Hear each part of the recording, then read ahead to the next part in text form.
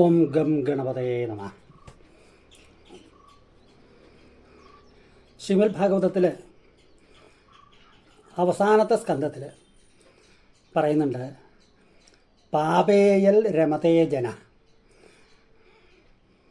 പാപത്തിൽ ജനങ്ങൾ ആനന്ദിക്കുന്നു.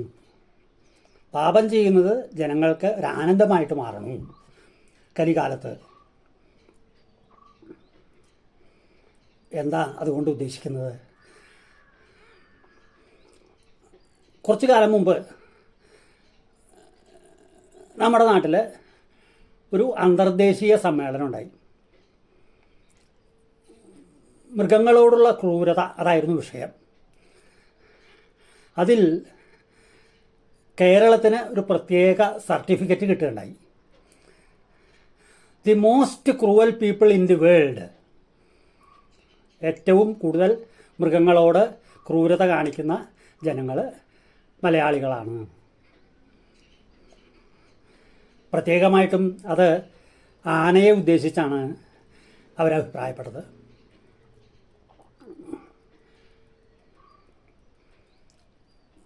ഇത് പറയുമ്പോൾ പൂരപ്രേമികൾക്കൊന്നും ഇഷ്ടമാവണമെന്നില്ല. ഉത്സവങ്ങൾക്ക് ആനയില്ലാതെ ഇല്ലല്ലോ. ആനയുടെ അവസ്ഥ എന്താണ്? ഒരു 10 കൊല്ലം മുമ്പൊക്കെ ആണെങ്കിൽ, ഇപ്പോൾ കുറച്ച് മാറ്റം വന്നിട്ടുണ്ട്. നല്ല വെയിലത്താണ് എഴുന്നള്ളിപ്പുകളൊക്കെ. അപ്പോൾ ആനയ്ക്ക് കാല് പൊള്ളാതിരിക്കാൻ ചെരുപ്പ് കൊടുക്കാറില്ല, കുട കൊടുക്കാറില്ല, ഇടയ്ക്ക് വെള്ളം കുടിക്കാൻ കൊടുക്കുക, അല്ലെങ്കിൽ തണലത്തേക്ക് മാറി നിൽക്കുക, അതൊന്നും സാധിക്കില്ല. കാണികളായിട്ടുള്ള നമ്മൾക്കതൊക്കെ പറ്റും. ചെരുപ്പിടാം, തൊപ്പി വയ്ക്കാം, കുട പിടിക്കാം, തണലത്തേക്ക് മാറി നിൽക്കാം. എന്നാൽ ഈ പാവം ജീവികൾ ആ വെയിൽ കൊണ്ട് വിഷമിച്ച് അങ്ങനെ നിൽക്കുകയാണ്. കാഴ്ചക്കാരാണെങ്കിൽ അതിൽ അത്യധികം ആനന്ദിക്കുന്നു, സന്തോഷിക്കുന്നു, ആർത്തു വിളിക്കുന്നു. അവരുടെ ഒരു ദയനീയാവസ്ഥ ഒന്ന് ആലോചിക്കേണ്ടതാണ്. അവരും ജീവനുള്ള മൃഗങ്ങളല്ലേ.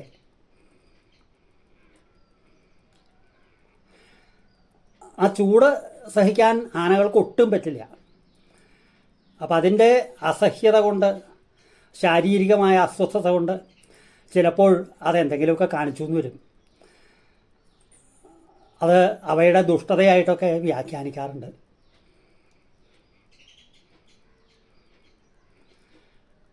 അതുകൊണ്ടാണ് ശ്രീനാരായണ ഗുരു അഭിപ്രായപ്പെട്ടത്, ഇങ്ങനെയുള്ള ആഘോഷങ്ങൾക്ക് കരിയും വേണ്ട എന്ന്.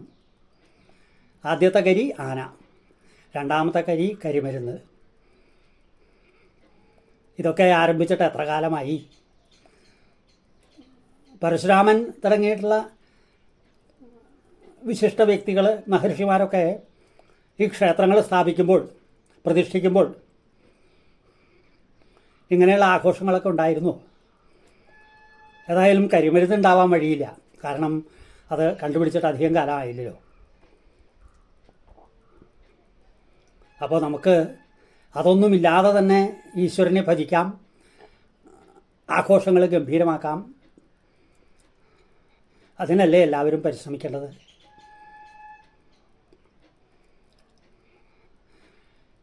സകല ജീവികളോടും കരുണ കാണിക്കണമെന്നാണ് വേദവ്യാസൻ നമുക്ക് നൽകിയ ഉപദേശം. ഇത് ആനകളുടെ കാര്യത്തിൽ മാത്രമല്ല, മറ്റു കൂട്ടിലിട്ട് വളർത്തുന്ന മൃഗങ്ങളുടെ കാര്യത്തിലും ശരിയാണ്. അതൊരു രസമായിട്ട്, ആഹ്ലാദമായിട്ട് പലരും സ്വീകരിക്കൂ എന്നുള്ളതാണ് ഏറ്റവും കഷ്ടമായിട്ടുള്ള കാര്യം.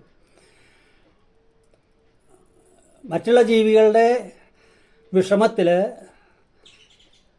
നമ്മൾ ആനന്ദിക്കുന്നു. സാഡിസം എന്നൊക്കെ പറയാറുള്ളത് ഇതല്ലേ അല്ലേ?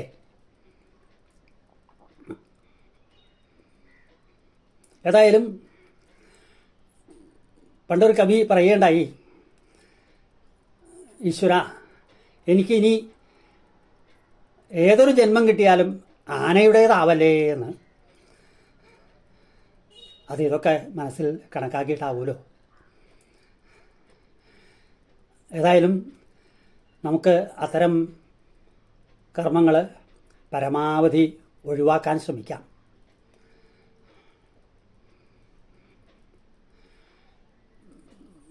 എല്ലാവർക്കും നല്ലത് ചെയ്യാൻ തോന്നട്ടെ.